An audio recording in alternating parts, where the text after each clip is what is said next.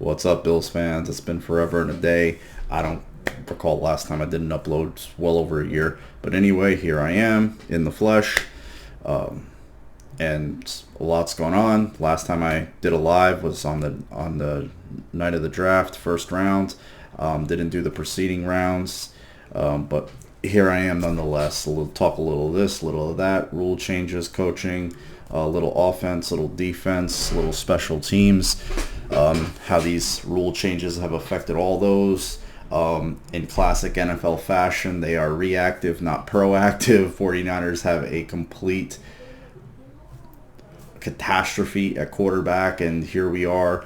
Teams can now officially carry an emergency quarterback, and whatever little bylaws come with that. If one of the two quarterbacks are able to come back in, they have to come back in. They can't keep the emergency quarterback in there. He can only play if the first two are injured. I think that's the way I read it. I remember when I first started watching football, this was allowed. Generally, the guy was always on the sideline holding a clipboard in uniform. Never really saw him play. I think the only time I ever saw that happen was in '94, and it was the Houston Oilers, and it was the three quarterbacks. I want to say I know was Cody Carlson, Bucky Richardson, and I want to say it was Billy Joe Tolliver. And I think that happened. I think the Saints did it a few years later, also with Billy Joe Tolliver. It was Mike Ditka. I think it was Heath Schuler, Billy Joe Tolliver, and maybe it was Danny Warfel. It was wild times, but for whatever reason, the NFL stopped it. Now it's back. I always thought, it's prudent. You see the product, and when the game is as high a stakes as NFL games, period. But you got a chance to go to a Super Bowl here, and granted, Purdy wouldn't have played in a Super Bowl. Maybe Garoppolo would have had a chance. And there's some will say, well, that's freak. How often does that happen? Still, people were done watching that game. You got Christian McCaffrey playing quarterback. Nevertheless, that rule is in. NFL now, again, reactive. They like some nice veneer cosmetic rules. There's nothing they love more. A team can now, fair catch a kickoff pretty much anywhere, and it goes to the 25. It's anywhere inside the 25 gets spotted at the 25. Before it was the 20, then teams started kicking off in the end zone, and then they moved it out to the 25 to counteract them booting it into the end zone. It's just the NFL can never make up its mind. Now, how does this affect roster construction? Do teams keep less coverage guys? Do they keep less return guys? Does it cost a guy like a Tyler Matakevich a roster spot? A Naeem Hines maybe isn't as valuable to you. Those are all things left to be seen. I mean, he's definitely a guy I think that they trust to return the kick no matter what. I think there's some crazy stat. If you start a drive, I think it's like under 70 yards, your touchdown percentage goes up to like the 60 percentile. It's a pretty crazy stat. It's somewhere in the high 50s to low 60s. So that's a pretty high percentage if you start a drive only having to drive like 66. I think it's like 65 yards or something like that. But nevertheless, those are the rule changes and how they affect the Bills. We'll see, because we know that this regime under McDermott has not only preached that they value special teams, they've proven it with their roster decisions, their signings, the kind of guys that they've kept over the years, whether it was the Tywan Joneses, Tyler Matakevich, the returners. They're if a guy is fumbling the football, either a kickoff or punt, bowl, they get yanked off there pretty fast, as we saw with Isaiah McKenzie. So we'll see. Micah Hyde's the punt safe catcher, so he's back and he could do that for another year. Deontay Hardy's in the mix, but he has a pretty high fumble rate, so I don't know if they would be trusting him so much, especially in the stadium because of the winds and and it was, Hines had to learn on the fly, and he handled it, pretty well. He had the one where he had to catch it kind of crazy in the Dolphins game, but then he has the Patriots game, and then we all saw what happened there. That's that. Bills are 3 days into OTAs. They had their third OTA today after they skipped a day because they can't work 3 days in a row. There's this different sound, a different vibe coming out of One Bills Drive this offseason, unlike preceding off seasons. Just a different sound, a different vibe, a different tenor. They sound a little more edgy, a little more salty. I think there's a bit of a heel turn happening with this team. They see how they were cast as, there was a bit of the fan favorite, the media darling, this is their year type of team. And, given everything that had happened last year, how they were, how they've pretty much been swiftly kicked to the side as their window's closed, or it's closing, they're yesterday's news. We have the Jets now with Aaron Rodgers, and every New York media hack who just loves them some Jets and is a closet Jet fan, or let's be honest, not so closet. I mean, you have Mike Greenberg, Rich Eisen. I don't know if Chris Russo is, but they're up there smiling ear to ear, talking about Aaron Rodgers with the Jets, and we know Greenberg and Eisen are admitted Jet fans, and anybody on the radio here, WFAN, I mean, most of those guys are Jet fans, so it's we're definitely not. It's not your father's media anymore. It's definitely a media of fanboys, friends, favors, and it's not like it used to be. That's why a lot of people are coming to the blogs, or coming to the how I started. Just a dude sitting around who wanted to talk to fellow Bills fans, and we're more relatable. At least me, I don't think I bring a big ego. I don't bring any ego, and that's why I can't tell you the last time I watched anything ESPN related. So there's the Jets. I mean, New England's still there. I mean, they have a 12-game winning streak against the Jets, and we know something about winning streaks, or I should say losing streaks against the Patriots, don't we, Bills fans? It was I was crazy. It was like 3-30 against Brady and Bell. It was crazy. And then there was that whole run of the 70s with the Dolphins and Bills, where they just owned the Bills in the 70s, and they finally got over the hump. And I think 80, they had the game where they took the goalpost down. So it's crazy, the types of streaks that have happened in this division. And then the Dolphins trying to get it right with Tua, hoping his health can hold up. So the division is definitely more compressed, more condensed, more competitive. I'm not going to dismiss the Patriots at all. I'm not going to just sit there and say, well, I think the addition of Billy O'Brien is definitely going to help them. It's going to make them a more efficient, well-oiled machine offensively, and they're going to get some things right that they didn't last year, just operational things, adjustment things, game plan things during the week. So I expect a better product coming out of Foxborough. That'll allow Bill to focus on the defense and Jared Mayo, and I always expect them to put a competitive product on the field, no matter, as long as he's there, irregardless of any shit I talk. So yeah, I just like I like what I'm hearing coming out of there. I just feel like they're ready to just, we're gonna be that team that plays to and through the whistle a little bit. We're gonna put a little bit, some hot sauce on some hits. We're tired of being that likable, lovable group. We're gonna be a bit nasty here. You see Josh, growing his hair out, a little bit of a rebel without a cause look, talking about a lack of distraction, more honed in focus. People will take that as, well, was he not focused before? I think it's just a different level of comfort. Maybe he's more willing to be more assertive, getting teammates' faces a little bit, let receivers know where he wants them, where he doesn't want them, how he likes things done, because it's his offense at the end of the day. It's his show. He's the maestro. He conducts it, and it is ultimately about him and making him comfortable and have the easiest job possible. And the way this team is constructed offensively, I think I like the roster construction as much as I have. I think they're more of a, people say, well, they don't have this. Well, yeah. I think they're more versatile. They're more apt. They're more built. They're more well built to play in the kind of weather that they're going to face in Buffalo, personnel wise, with bigger running backs, bigger, thicker offensive linemen, particularly on the interior. They can hold up better. They can salt away games better. They can get in 4-minute offense better. Adding Dalton Kincaid with the 25th overall pick.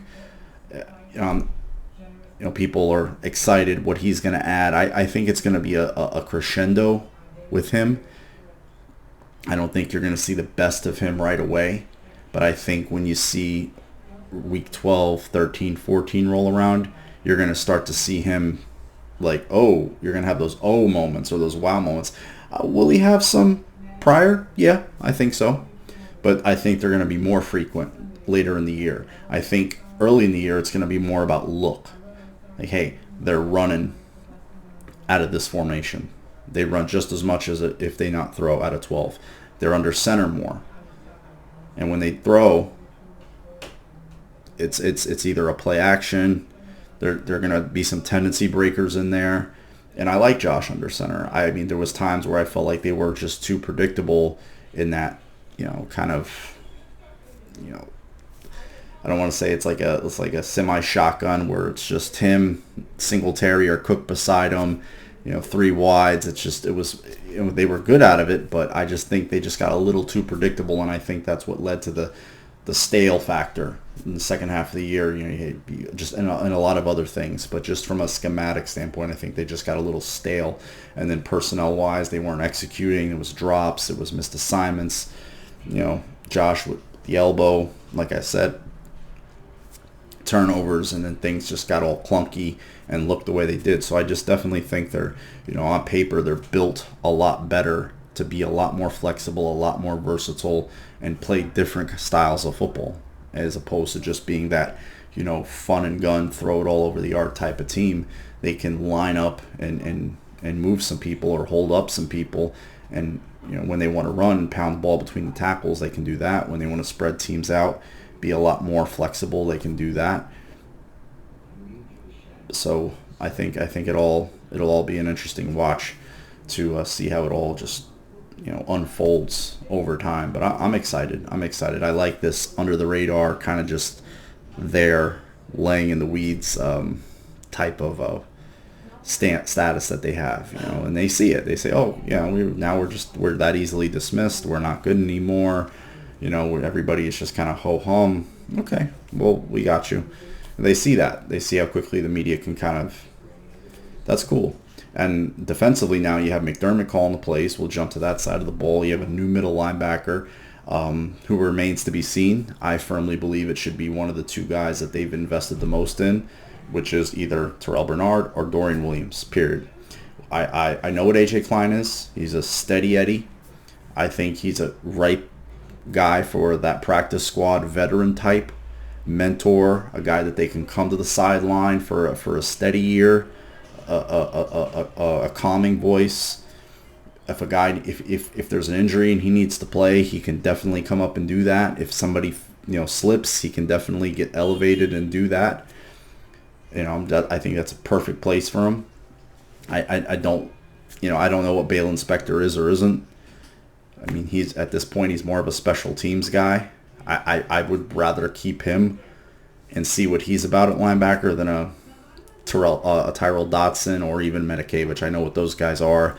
I've seen them. They've been around enough, and I'd rather those top 2 in Williams and Bernard get the shot, and Spector is kind of the outlier there. Whoever's playing next to Milano, but then you add in the addition of Taylor Rapp, who everybody's had nothing but glowing reviews about. I think he's going to be a chess piece in the middle of that defense, whether it's a kind of a big nickel look with 3 safeties, hybrid type of a defender, and just the overall depth of the secondary this year is just a lot more comforting going in. Last year we all knew Trey was going to be out. He wasn't going to start the year, and it just got to a point during the year, it was like, fans and media, you're getting to week 9, you get to week 8, you're on the bye, and it's like, where is he? Where is he? Where is he? And truth be told, I don't even think he knew, because as he said, this is the first time I've had anything like this. I don't know what this is like. Do I trust it? Is it going to hold up? So I get it. I've tweaked some things. I'm not a professional athlete. I'm not a pro football player. And I've, done some things working out and stuff. I'm like, damn. And then getting back into it, you kind of have to build up that trust again. And I can only imagine, how he had to go through that. And I've never been cut open before. So, and repaired in that way. So I think that, and just much like Rap, he's a guy that, if I've heard, granted, OTAs, shorts and tees, we all know the drill. They've heard, they felt like he's got his swag back. That's the old Trey. That's the Trey White we know.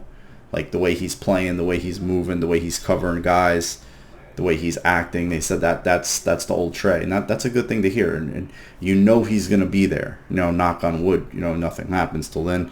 How things can happen, but as of right now, he's lining up week 1. Hyde and Poyer, they went into the season what we felt was healthy, but Poyer, he gets banged up.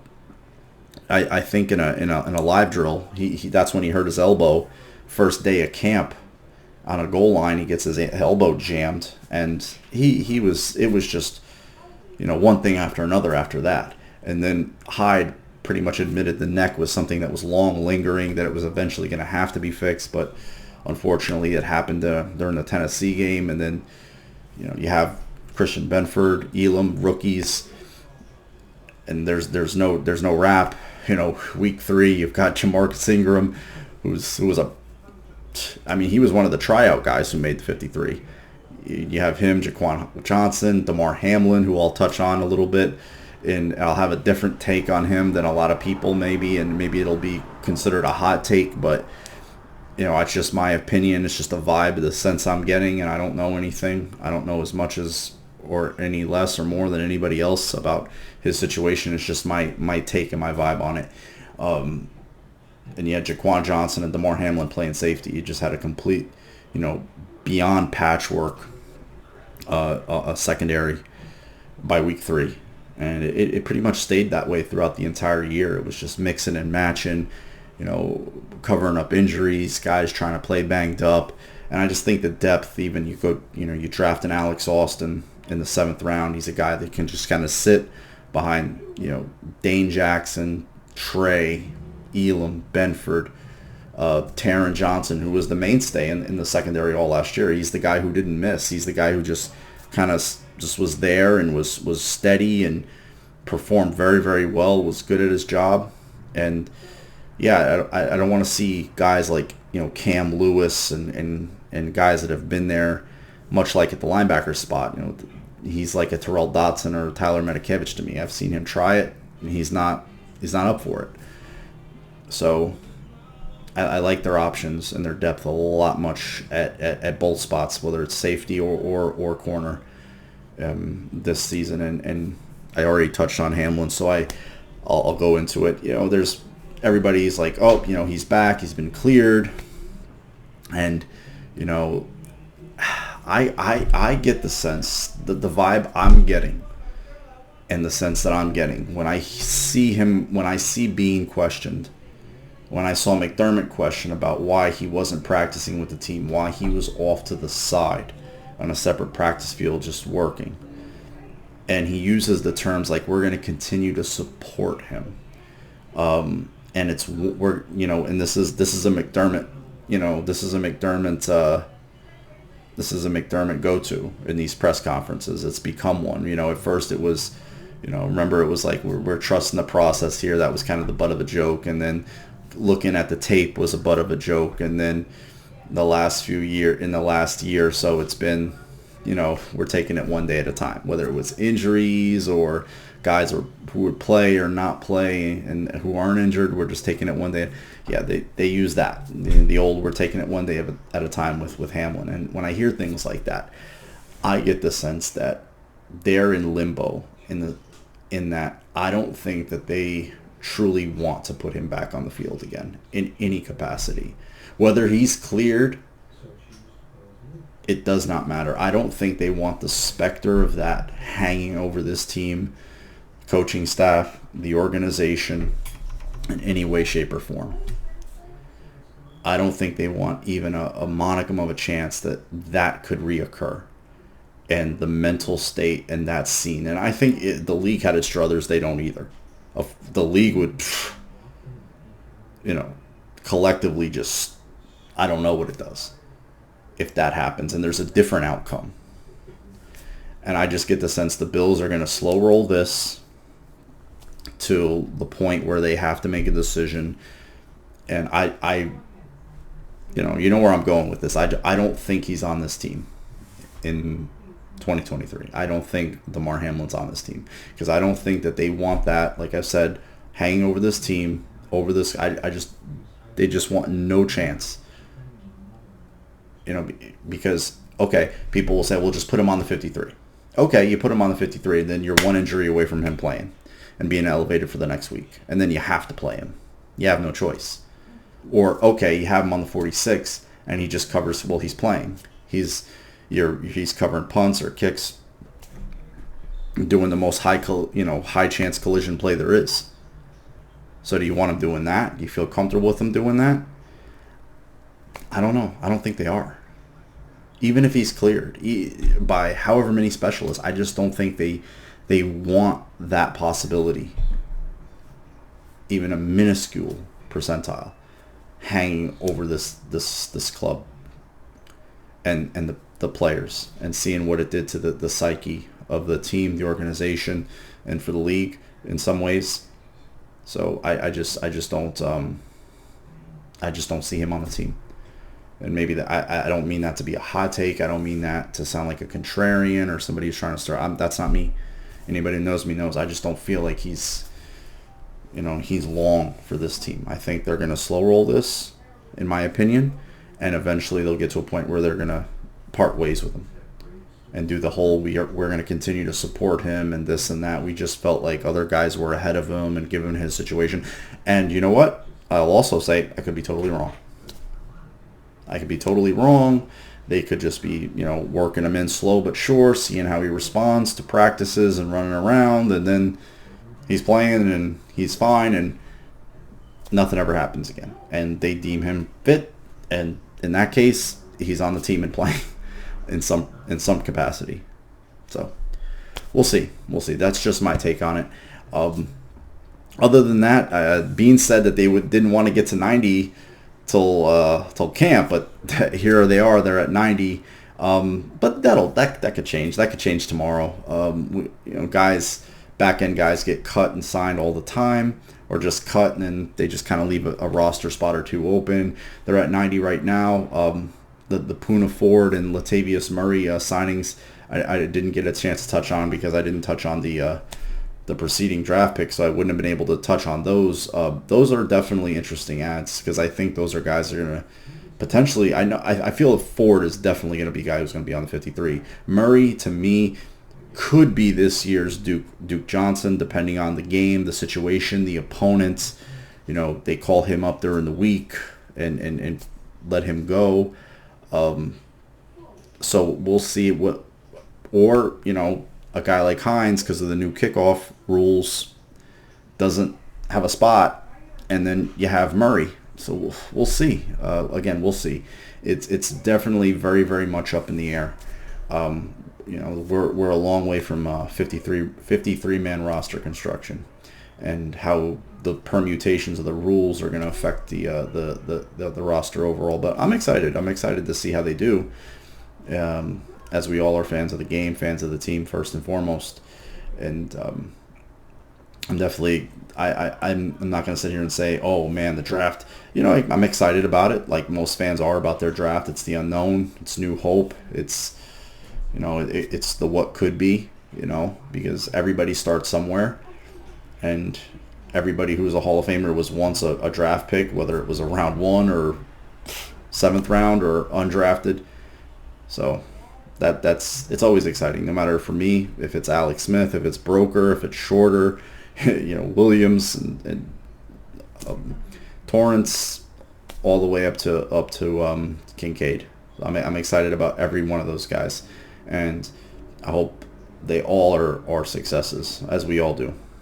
So, but let me know what you think in the comments, Bills fans. What you think about the draft additions, the undrafted additions. I was excited about the tight end that they were able to procure, Joel Wilson. He was a sought after undrafted free agent, but his deal fell through because of an issue with a physical due to his ankle injury that he had at Central Michigan, and they were going to give him a lot of money to sign, but that deal fell through. He ends up joining the Bills, and I just really like the way I feel like they're going to play offense now.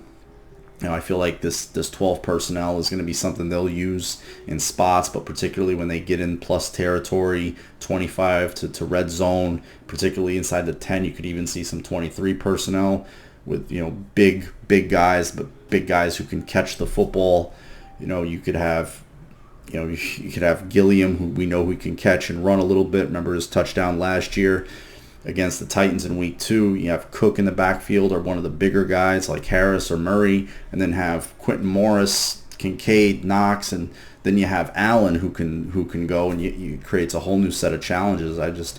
There's so many different ways they can go with this. I'm very, very excited, and I'm excited to hear what you guys think. All right, Bills fans, I'm gonna end it here.